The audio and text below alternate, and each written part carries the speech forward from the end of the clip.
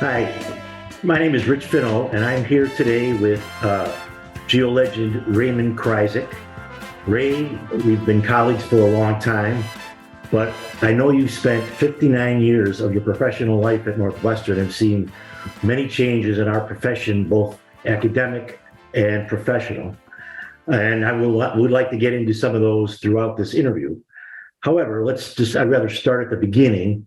And so if you could tell us a little bit about your childhood years and what experience prepared you for your later career in life. Well, that's probably a good place to start is three of my grandparents were immigrants around 1900. I come from a rather typical Depression era family, I guess. The Depression started in 29. I was born in 32. So I came through those years, which probably accounts for a lot of the frugality that I'm identified with.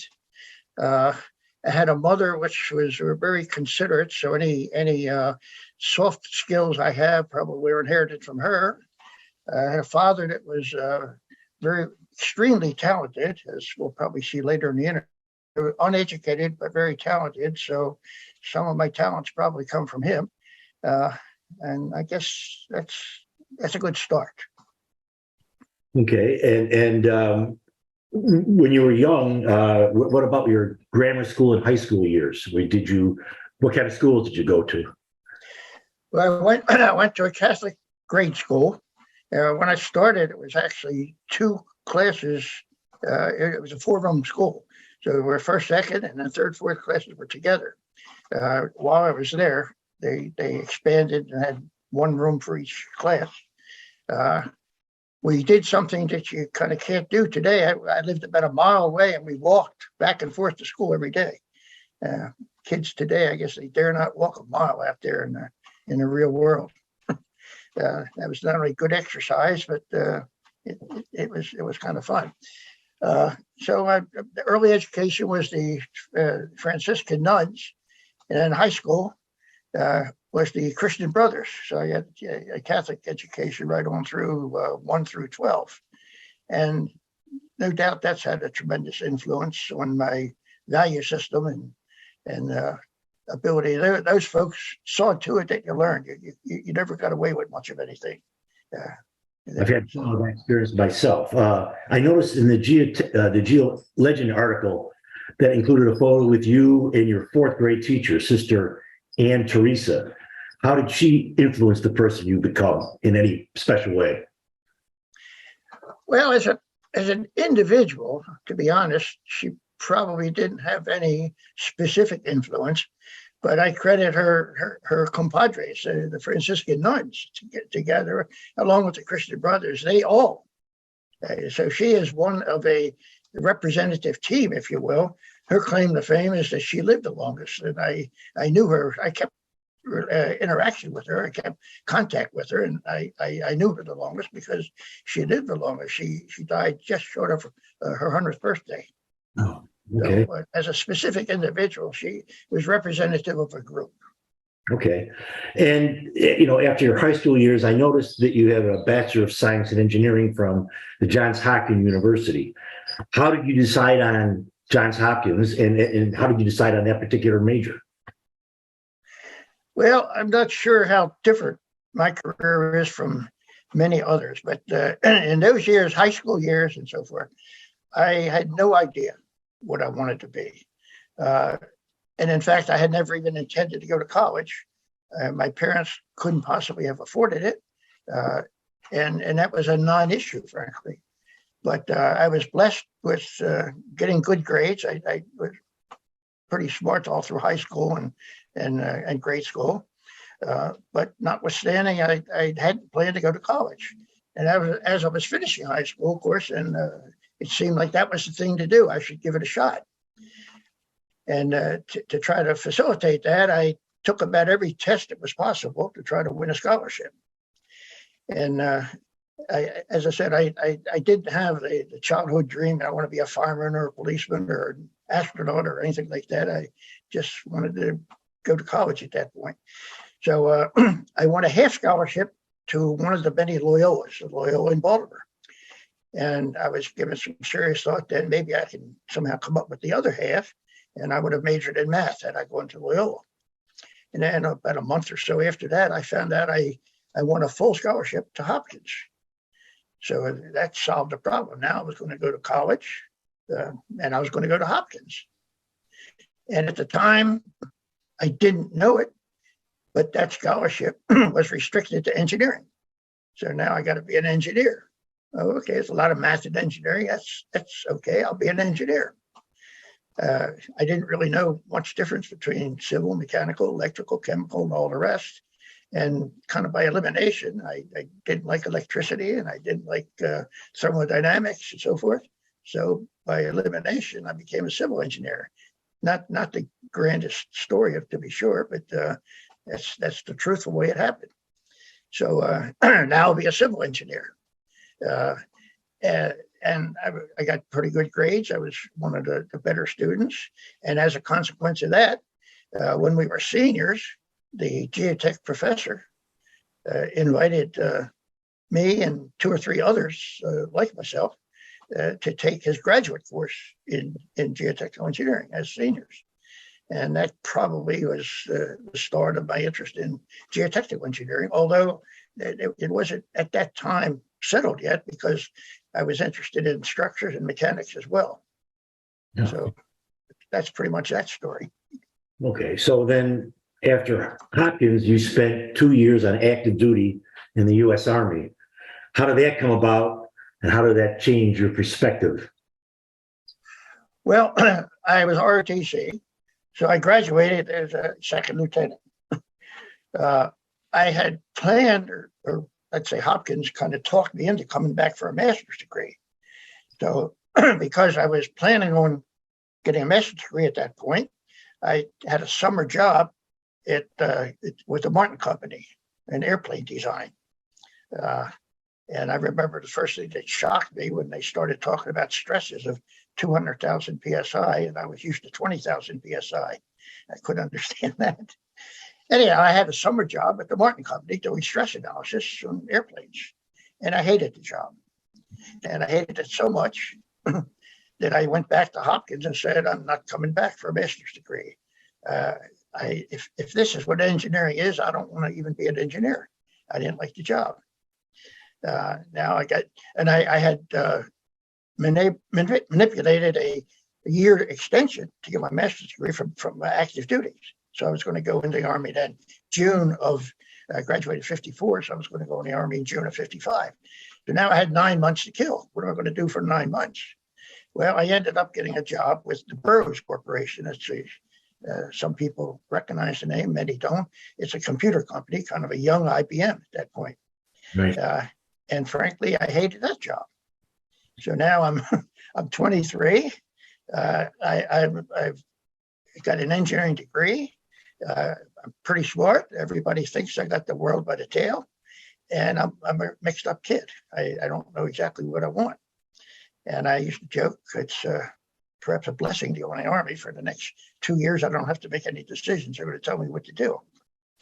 So as it so happened, two other folks like myself, two of us went through high school together at Calvert Hall. We went through Hopkins together.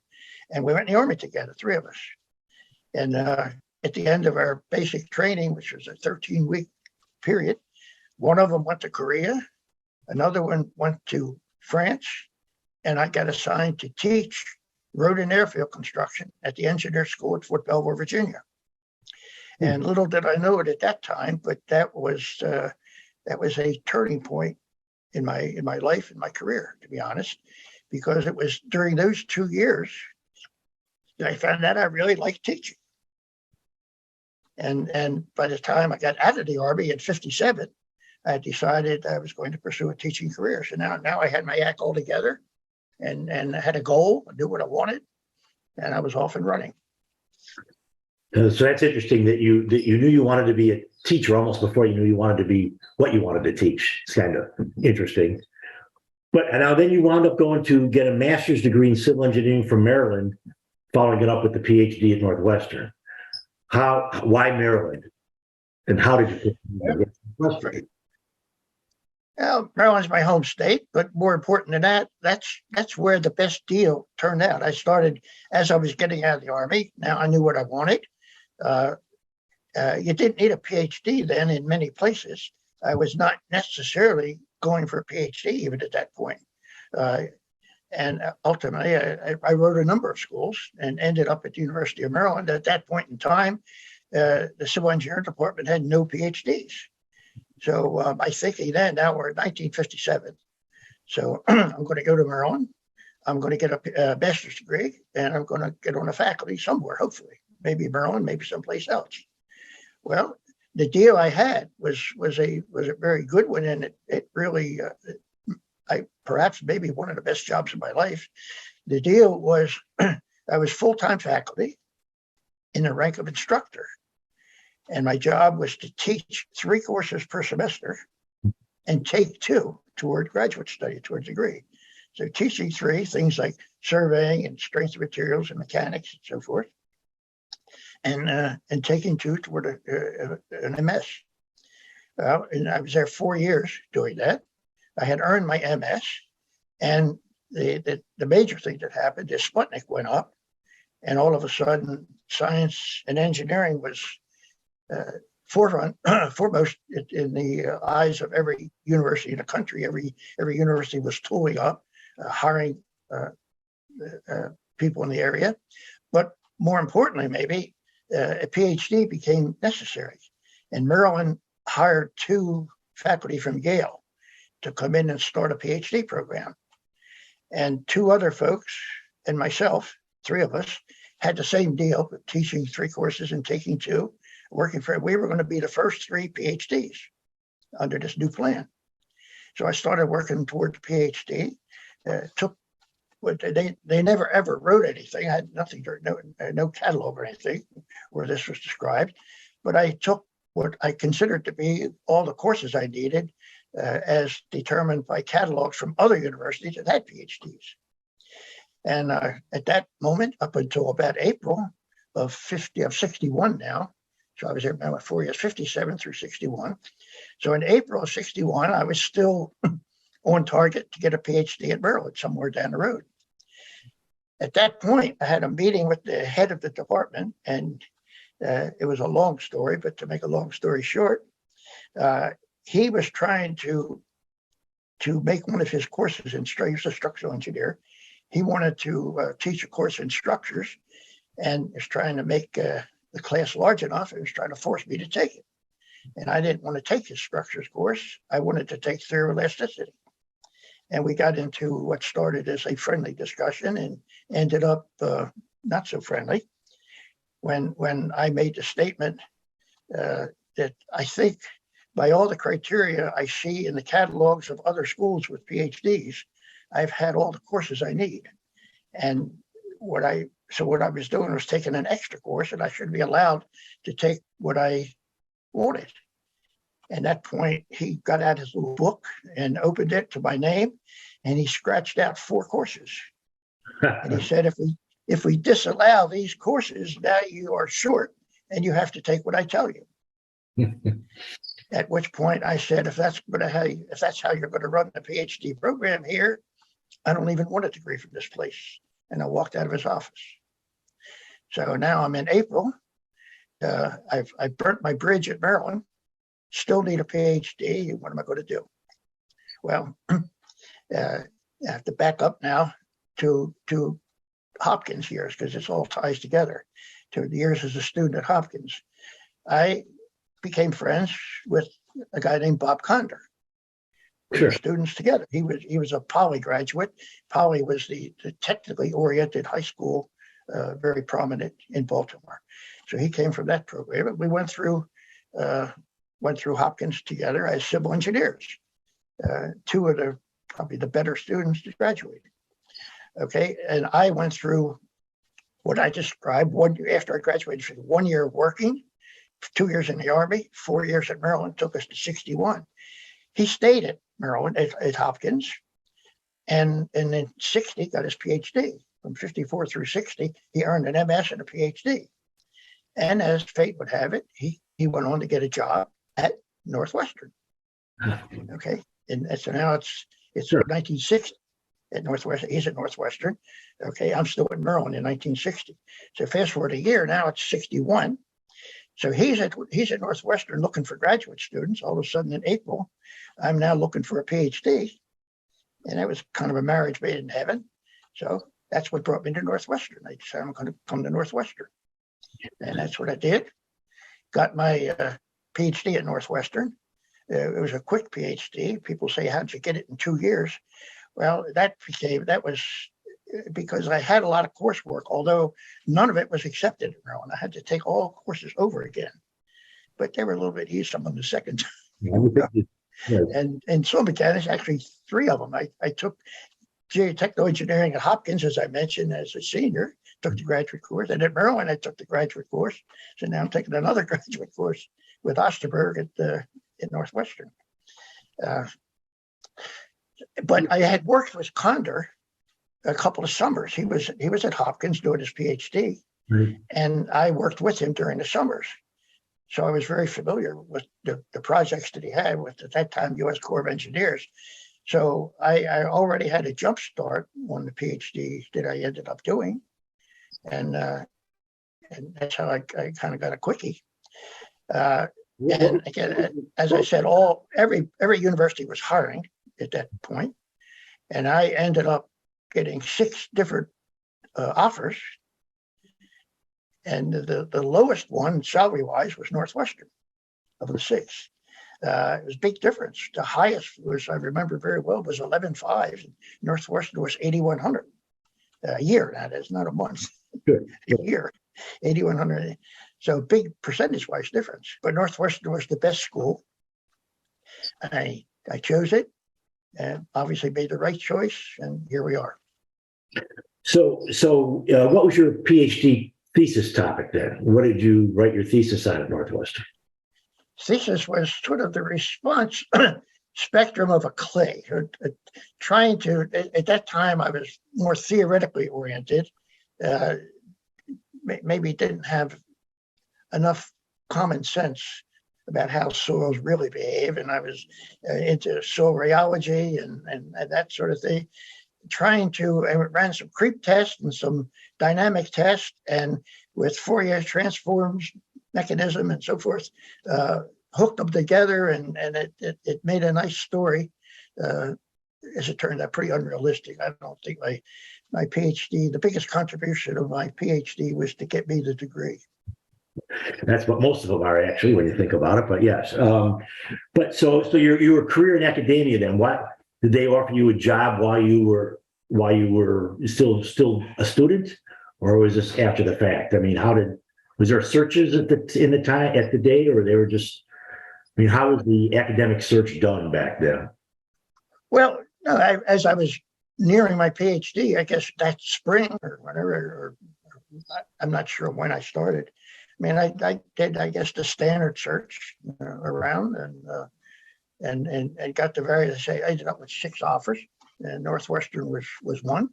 And I don't think there was anything unusual about the search. Just did what everybody else does. Okay, so now I know you love baseball, and you played it at many levels when you were growing up. Maybe just stopping, just sort of being a professional athlete. So, but in a perfect world, would you rather spend your life in baseball or in academia? Well, back then, I think I would have chosen baseball, but in retrospect, it no way. I mean, it much better there. The only thing that kept me out of Major League Baseball was simply lack of talent. But it worked out well because it's seeing the life of baseball players, different cities every few days and different teams and so forth throughout their career. And there are very few Cal Ripkens that play for one team, all their life and so forth. Now that's kind of a horrible life, I think, from a family point of view. Or sure, I like the career I've had. Okay. Well, that leads into my next question. And tell me a little bit about your family. I know you and Claudia have been married for some time now. I'm not sure how many years, but how many years has it been, and how did you meet Claudia? Well, 58 years now. 58 years. I believe, but I still haven't figured her out though. People say you, and I don't know that that's possible. Probably, in fact, I think I'm going backwards. But it is what it is, and yeah. Okay, how we got together. Everything's a long story, but let's just say there was an organization with a bunch of clubs, or each club had about 20, 30 members. Okay, and those clubs would get together for social activities, and she was in a different club. So, what? In Baltimore? I'm sorry, Baltimore. Yeah, I should. I'm from Baltimore. All this is happening in Baltimore.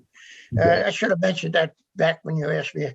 I was actually raised in a rural area, a very rural area, just east of Baltimore, a little town called Rosedale, probably just a couple thousand people, where I walked to school and all that stuff that I mentioned. The grade school about a mile from home.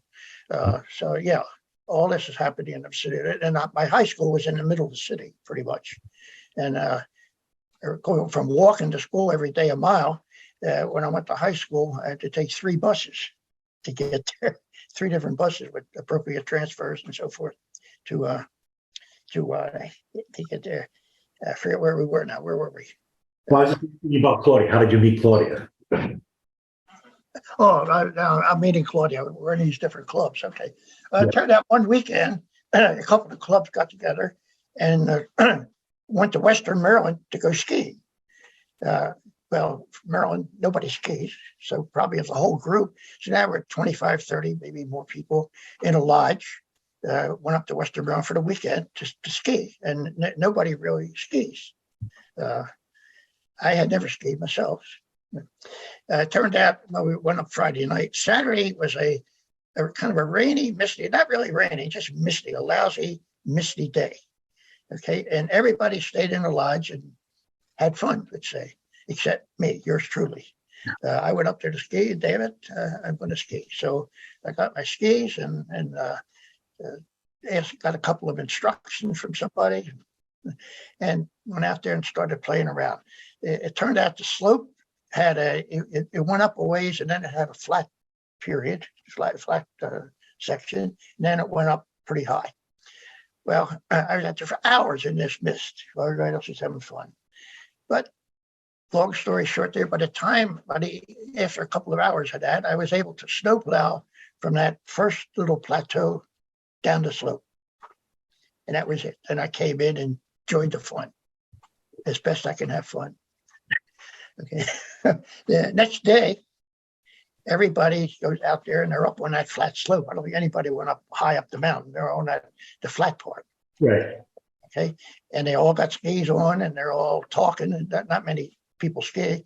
And anyhow, I saw Claudia. She looked like she was ready to go down the slope. And I remember her very well to comment something like, "You better take those damn things off and walk down. It's not as easy as it looks." Yeah. And as it still is today, she paid no attention to me and went down skiing. Well, as she's going down the slope, I see her wobbling, so forth. And toward the end, she falls. Not everybody, many people fall. Right behind me were 2 guys from the ski patrol. And I heard one of them holler the other, "Come on, Joe, let's go." She broke her leg. They could tell from up there she broke her leg. And indeed she did. She first time down the slope, she broke her leg. And she had a cast, everybody signs her cast all there. So I decided I wanted to take care of her the rest of her life. And I married her, and here we are today. That's my story, whether you like it or not. So I know you have 2 sons. Who are they, and where are they at these days? Your 2 sons. They got 2 sons. One of them is a majored in computer science at Northwestern, and he's following, let's say, a normal career, not in computer science. He's just off for a regular job in Chicago. The younger one, and he's the really smart one. He's got the real smarts. I don't want to belittle the other one because he's got his fair share of smarts. He ended up going on and getting 2 MSs and a PhD, and he's now on the faculty at the University of Colorado at Boulder. Okay. And his forte is discipline. He is the most disciplined kid that I've ever seen. I remember in '93, I believe he was at the University of North Carolina, earning an MS, and he couldn't swim. And he met some guy down there that taught him how to swim. And lo and behold, a year or two later, he was doing an Ironman in Hawaii. Right. Wow. He learned his lesson well, and he's got the discipline to do those kinds of things. So, do you have any grandchildren yet? Do you have any grandchildren? One grandchild, and that's probably going to be it. He's now a boy. He's 16. Okay. His forte is he's a runner, so he's on cross country and track and skiing. He's a whiz at skiing. I got some videos of what he did at 8 and 9 years old and so forth. But being from Colorado, I guess that's what they do. So, yeah. So, that's interesting. So maybe another little bit of a transition here. Given that you've been in academia, so I like to talk about that aspect of things, and in particular, what changes have you seen and witnessed in students over the years? You've had a very long cross section of students to take a look at, a very large cross section. Have you noticed a whole lot of change over the years? Well, the biggest, there are always exceptions, so you can't take this as a characterization of everybody. Sure. But in general, I get what I call the kids these days are smarter in terms of what I call book learning. They're further along in mathematics and things like that. They're much smarter in book learning than I was at that stage in my career. But they lack what I call the other end, street smarts, how to get things done, how to make your way in the world. As I said, there are exceptions. There are some people that got it all, but very few people have it all. I mean, even the giants in our era, I never knew a lot of them, but they're really good folks that I know that are sharp. They're extremely talented in their discipline, but they lack somewhere. Maybe they lack social skills, or they lack whatever it is. So nobody's got it all. But I would characterize the kids as a lot smarter with book learning and not as good as we were with street smarts, how to get the job done. I often characterize PhDs as falling into 2 categories too. There's one category. Let's say you sit with 2 students and you explain what to do. Let's say both students say you explain what you want. One student will go out there and work for a week or 2 or 3 or so, and come back and say, "Well, I did what you said, and it didn't work. What do you want me to do now?" And you tell them. And the other student says, "Well, I did what you said, and it didn't work, but I tried this. I jury rigged that and so forth. So I tried this, and I got these results. I know they're not very good, but here's what I would suggest. What do you think about this?" And those 2 students are totally different. Yeah. They're totally different. But I'm sure all of us have had some of each. Yes, indeed. So now, in terms of the education, what are the biggest changes in education that you've noticed over the years, and in particular, how they've changed the training in professional people, particularly engineers or project managers, for that matter, too? Well, let me start back with grammar school, elementary school, if you will. Again, I think they proceed faster. They're further along with math, things like trigonometry and geometry and so forth, which we didn't get to later. They're getting sooner. So they're further ahead in that regard. I'm really concerned about the control issues in school. When I went to the teachers, they had a lot of control over you. Your parents sort of turned you over to them. Right. These days, there's from my point of view, at least there's too much of the parents controlling the teachers. The teachers can't do their job as well as I think our teachers did. So that's the elementary school. The changes in education at the graduate level, some of which I've already said, perhaps, is the students that are coming are pretty smart with this with book natives. Some of them really don't want to work even. They want everything handed to them. They want to be told what to do, and that's really not the way it works. So maybe in a little bit on the same lines, though, we haven't really talked about your research in geotechnics. How did you become? What were some of your main areas of focuses of research areas over the years, and how did you become interested in each of the topics, and maybe which posed the greatest challenges to you? Well, I did a lot of odds and ends, but I think I got my fingers into about 4 major areas. I can't claim to have initiated those completely on my own. It's not that one. I've always wondered about this, and now I'm going to spend a couple of years researching it. Most of what I've done, I have taken advantage of opportunities that cropped up before me. I'm sure that's not unusual for most people as well, but a situation came up and I took advantage of it, put it that way. And I could go into a lot of stories of why, but I'll just take one, for example. I got interested at one point. Well, I started with preloading for highways, where over soft soils. Okay, I wrote a proposal at one point and wanted to talk about preloading for oil storage tanks. And that got shot down, but a suggestion was made, because I was talking about soft soils and all that, was you ought to think about using some of these techniques for dredging disposal areas. At that point in time, there was a ban on dumping dredgings out in the open waters because of pollution. So there were areas being diked off near shore, and the dredgings were being dumped there, making a big mud hole.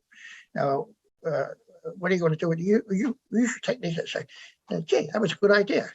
It wasn't my idea to start with, but I applied it to dredgings, and we had a lot of work in dredgings, probably $1 million worth or more in research. The EPA, NSF, the Corps of Engineers sponsored it. And I think we made some impacts. We didn't change the world, certainly, but we made some impacts on how things were done in those days. So that was one. Another is buried pipes. And that's an interesting start there as well. There was a proposal that came forth from NSCHRP about buried pipes. And I got together with a structural engineer in our department, and we wrote up a, quote, soil structure interaction thing, quite different than the Marston Spangler approach. And we submitted a proposal, and I thought we had a snowball's chance in hell of getting it, because we had nobody, neither of us had any experience in pipes and so forth. And lo and behold, we got it. And after we got it, I asked, why did we get picked? And the interesting answer was, we picked you. You seem like 2 competent people, a structural engineer and a soil engineer in a soil structure interaction problem, who didn't know anything about the area, who could bring a fresh approach to the idea. So we got picked specifically because we had no experience in that area. And that morphed into, well, I think it did as a starter, a big project on the order of $1 million or so with American Concrete Pipe Association. And that one, we buried 2 instrumented, very highly instrumented pipes under 25 feet of fill, one in a trench and one in just a backfill. And did a lot of data. I mean, we worked with Anwar Wisa and Bob Martin, so you guys might remember them from MIT. They actually prepared the stress cells for us. And that's when I learned about Bob Martin's a 6-beer day. That was how he measured the heat of the day, not the temperature. This was a 4-beer day or a 6-beer day and so forth. And that was, and we came up with some very good data that impacted the design of concrete pipe in that era. So that's a second one.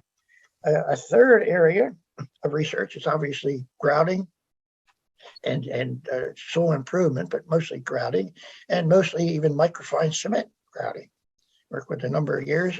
Was interacting then with Wally Baker of Hayward Baker. Wally was one of my former students who ended up, his father had passed away, and Wally took over the company and built it within less than 10 years, I think, into the biggest company in the United States, ground improvement, Hayward Baker, since bought out by Keller now.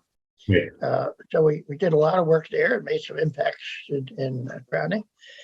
And the other one, which in many ways was the most fundamental and the most fascinating, but maybe in some ways the most frustrating too, was looking at the effect of fabric or particle orientation in the properties of a clay soil and other anisotropy. And we decided at one point in time to make our own samples rather than try to use field samples of anisotropic clays, because field samples, they change all the time. So we wanted to try to somehow make a controlled sample. Lo and behold, we must have spent 3 or 4 or 5 years trying to prepare samples with a controlled fabric, a very oriented fabric, all the plates more or less lined up, as opposed to a very random fabric. And we were able to do this. And then we made samples and ran consolidation tests and strength tests and permeability tests and all that. And the bottom line is in many cases, the differences weren't as much as we had hoped they would be.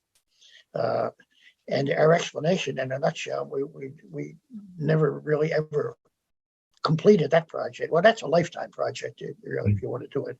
We probably worked at it 10 years and still didn't get very far. But the thing we were unable to model is the second part of structure. The strength of a clay, for example, is not only the fabric, but the structure, that is the bonds between the particles. And that just takes time, and you can't model that, and it takes time, period. So those are the 4 areas, and I think in each one of them we made reasonable contributions, and in none of them did we solve the world's problems. Yeah, well, so, but on the other hand, as on the basis of that work you just described, you received many awards. So what professional accomplishments or achievements are most special to you? I'm sorry, say that again. I missed something. Based on all that work you just described, you received many awards. What professional accomplishments or achievements are most special to you? Oh, well, I've been lucky, in the right place at the right time, often enough, I guess. One would have to say, any engineer would have to say the NA, National Academy of Engineering, has got to be the most prestigious, or the most, well, I hate to use that term, but the one that meant the most, salary-wise, or if you would, whatever you want to call it. All of a sudden, when you get that, you become a prince at the university, if you will. The dean is the king. But others, my first award, I got the Hogan Toler Award from ASTM. That was my first award. That was very, very important, very significant at that time, getting your first award. Obviously, I got an honorary doctorate from Spain. That's largely in recognition. I think I had about 12 Spanish PhDs, and 6 or 8 of them have gone on to real prominence. They have more or less dominated geotechnical engineering in Spain over those years. And so I think that's largely how that came about. It's interesting to see, I'm surprised myself at how these 6 or 8 people had the roles they've had into different universities in Spain. many of you would probably recognize their names if I went through them.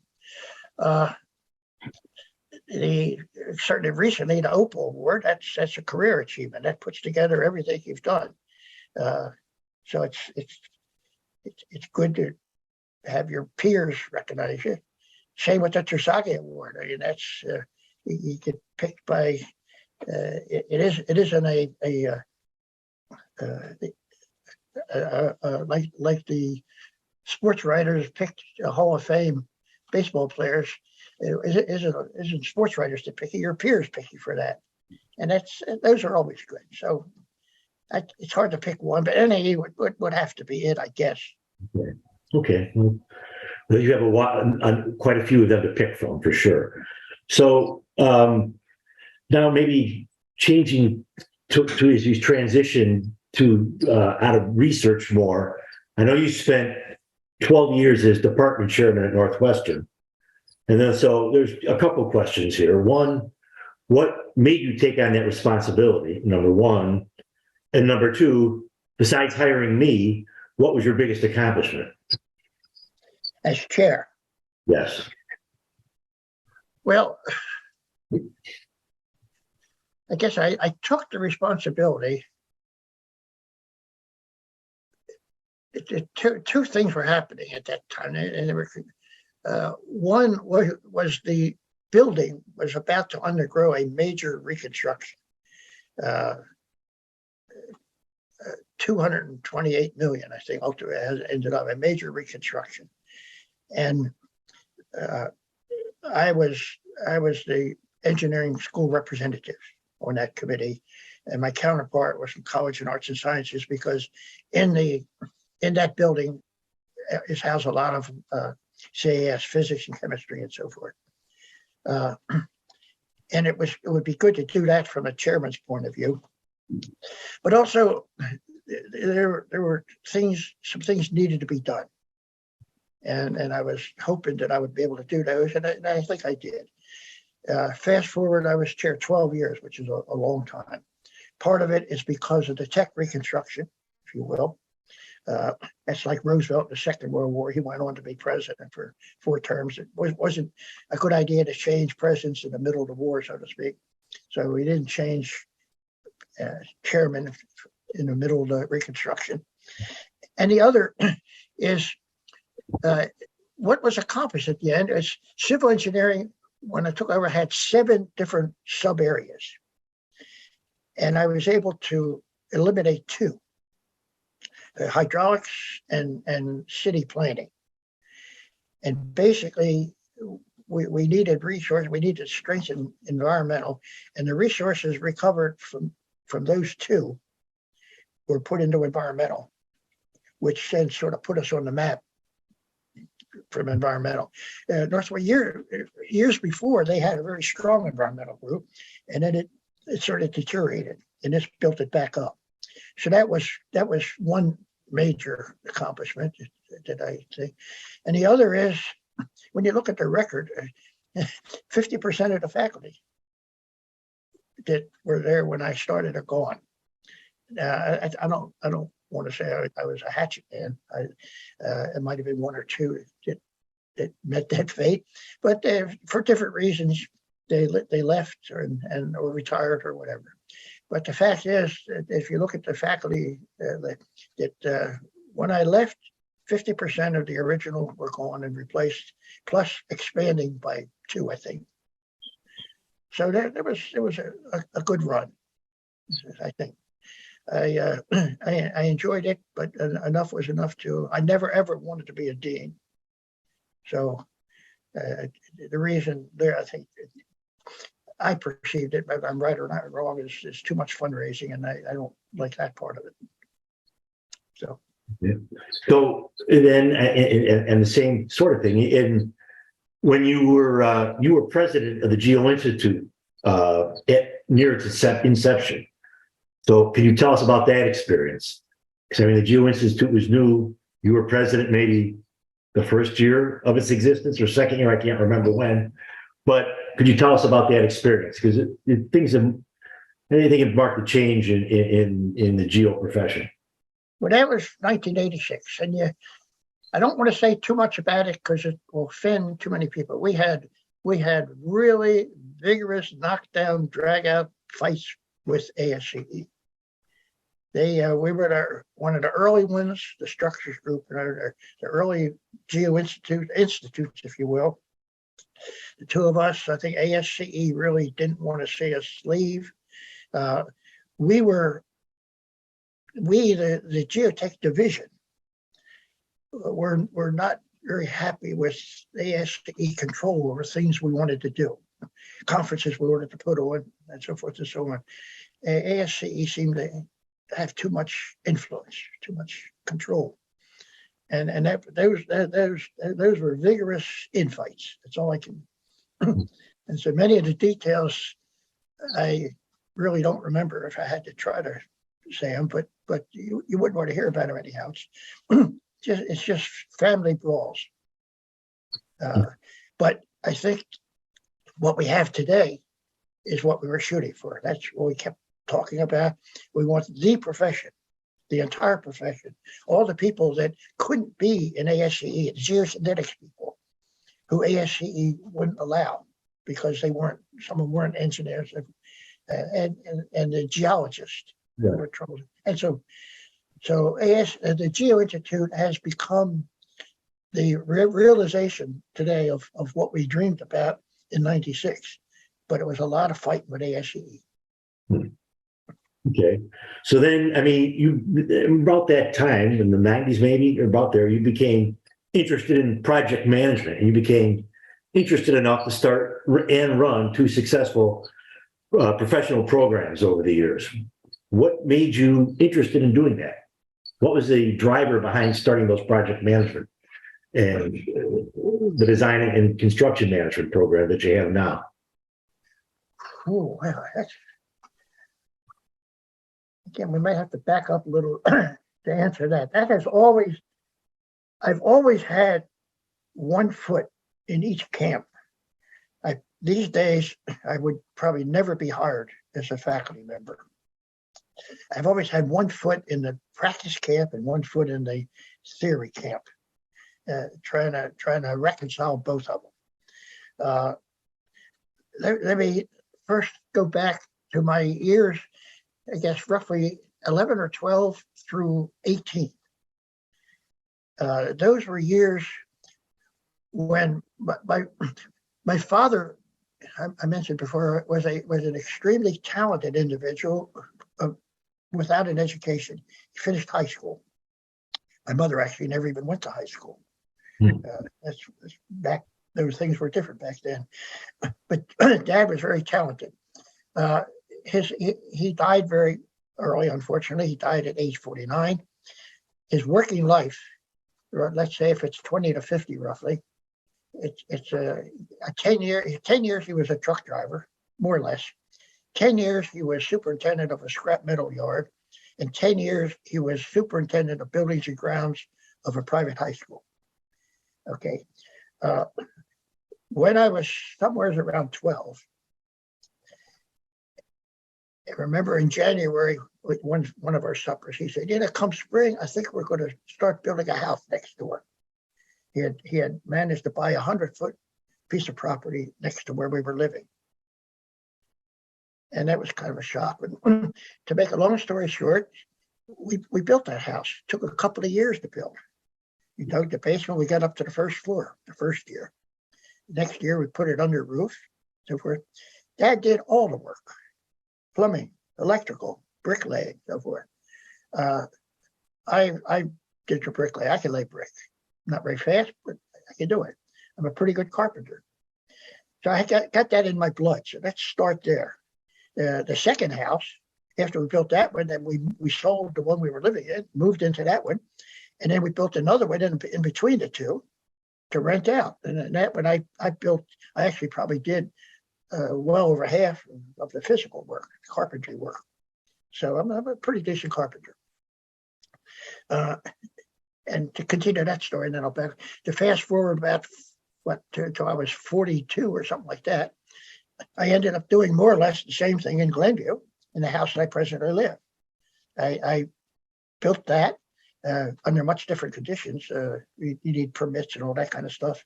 I didn't do the plumbing and electrical. I did an awful lot of the carpenter work on the house in which I live, both the rough work and the finished work.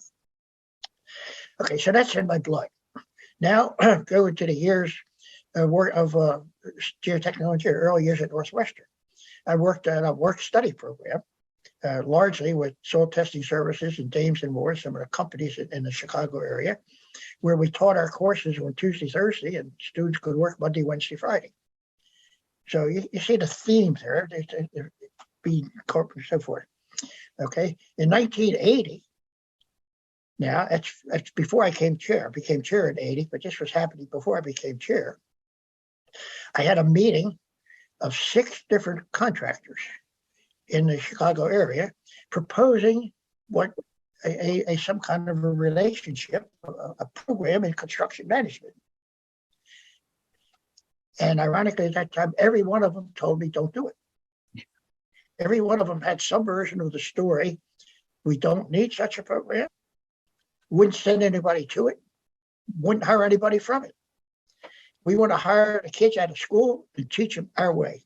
Teach them how to do things the way we do it. And I didn't do it. And then I became chair. Now we fast forward 12 years. And now the chairman is coming to a close.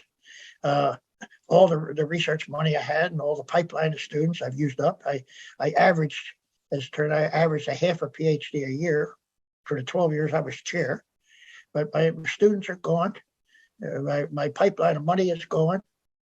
Now's the time to try something different, namely go back to the other thing that I've always had in the back of my mind is I consider that this is one of the shortcomings of graduates, the practical application of a lot of what they learn in school, especially the theory is emphasized very much.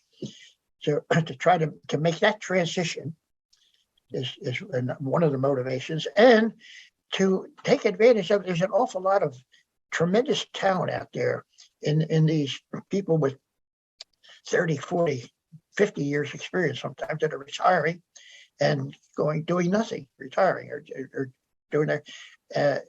And it turns out that many of them really love teaching. And to the end of the story, in fact, I had something on the order of 40 adjunct faculty in these programs.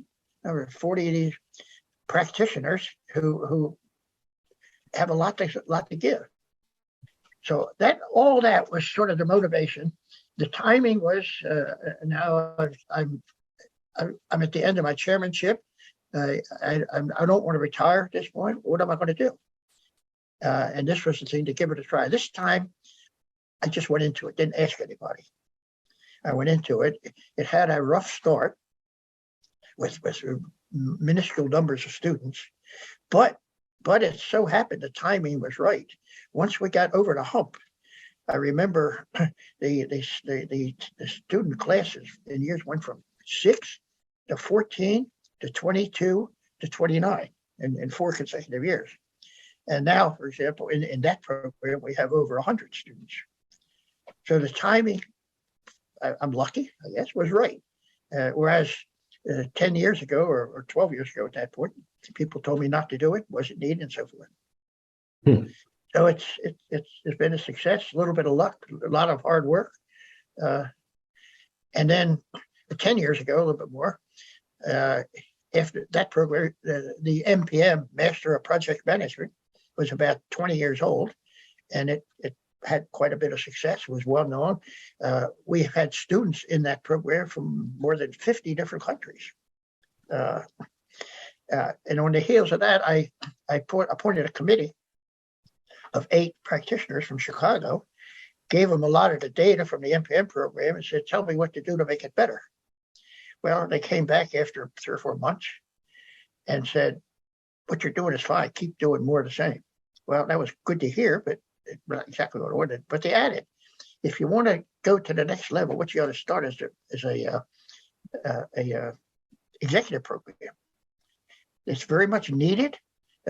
People now go to the MBA and not the right program for people in our profession for the AEC people to start a executive program. Again, one of those things that I mentioned, it appeared before me, and I took it and ran and made some edit, and now we have the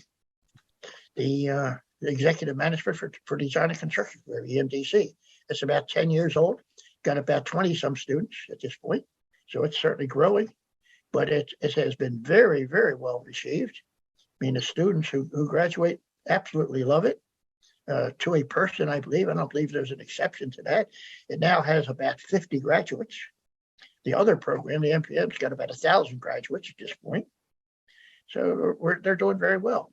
But it's kind of a long story. It starts back with probably when I was 12 to 18 years old, building, and it's always been in my blood. Yeah. So, we've talked then about, your accomplishments in academia, in research, in these project managements. So of all your numerous contributions to the profession, which do you consider your most important? Oh, that's an easy one, Rich, I think. It's maybe it's not the one you think of, but it's the students. It's the students. I have been blessed with, I've got, 60 some PhDs and 60 some MSs as well in geotech. And as I mentioned a moment ago, 1,000 in project management now. But not all of them, but a significant number are out there making this world a better place to live, doing great things. Those I've always referred to them as the crown jewels in my crown, or the jewels in my crown, if I have a crown. Yeah. Now I have to say is the biggest accomplishments. I'd love to name names, but when you start naming names, you miss a couple of the ones you should have named, and so forth and so on. But you know who some of them are. Some of them have been this Geo Legend interview, for example. One I can name because he's gone. Nobody knows Wally Baker. I mean, Wally Baker, what a tremendous impact he has made. God bless him. Wally died about 10 or 12 or 15 years ago, much prematurely. But yeah. So, what do you think then? Along those lines, as students are your most prized accomplishment, what do you think the most overlooked aspects of today's geotechnical education training, or for that matter, in engineering practice? What's overlooked a lot in their training? Engineering. Well, anybody who knows me would probably answer that easily. Communication, interaction. No matter how smart you are, no matter what you've accomplished, if you can't communicate it, my first step is you have to communicate it so that it can be understood. But ideally, you want to go one step beyond that and communicate it so that it cannot be misunderstood. That's harder than being understood. But I think geotechnical engineers are all engineers, not only geotechnical engineers. That's one big shortcoming. Another, I believe, is the practical flavor, the ability to oftentimes translate what theory into what it means in a field project. Sometimes creative solutions. It's sometimes the solution that you need is not one that you can steal from another job. It's got to be creative, something very different that you hadn't thought of before. And also related to all this is people interactions, people, whatever you call it, interacting with people, negotiating, wheeling and dealing. Certainly there are a lot of people out there that can do that very well. But in general, I think that's a shortcoming of most engineers, not only geotechnical engineers. So and maybe one final question here, Ray. You witnessed much in your 60 years in practice here. You witnessed this, and particularly the development of geotechnical engineering research education and practice. So what do you view as the biggest technological advances to our profession over that era? Oh boy, there are a lot of things there. Probably analytical power, computing power, if you will, has enabled many things we couldn't do before. Big data, we always had lots of data, but what to do with the data? PECS, observational method. We now have a lot of technical support. You're an example that yourself, Rich. PECS observational method. Let's start the project and be observant about what goes on and make changes as you observe what's happening. PEC could do that very well, obviously. You can do it even better than PEC. And when you embrace excavations and all, because of the computer technology and what you've done with it, and that sort of thing. So we've enhanced PEC's observational methods, put it that way. Everything now is interdisciplinary. We're so much more so in soils. It's bio and chemistry are all taken into account. And energy is all. The old, the old geotechnical books, Peck, Thornburn and Hansen, and Terzaghi and Peck. Those books don't consider half of what we're into now from a geotechnical point of view. All the interdisciplinary stuff that we're involved in, and soon to be lunar soils and Martian soils, and who knows what we're going to find there. All that that sort of stuff. I guess that's probably as I see it too. Well, I think you're at what you're pointing out that we never stop learning as a profession, and that if you're going to be a successful practitioner, you're going to have to keep learning your entire life.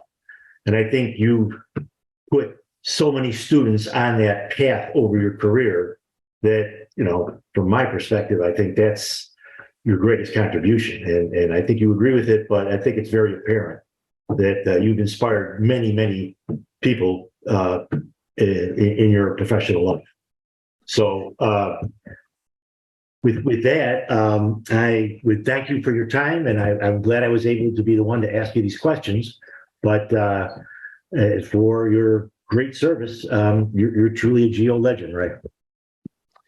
Well, thank you, Rich. It's been an enjoyable hour, or however long it's been, I don't know.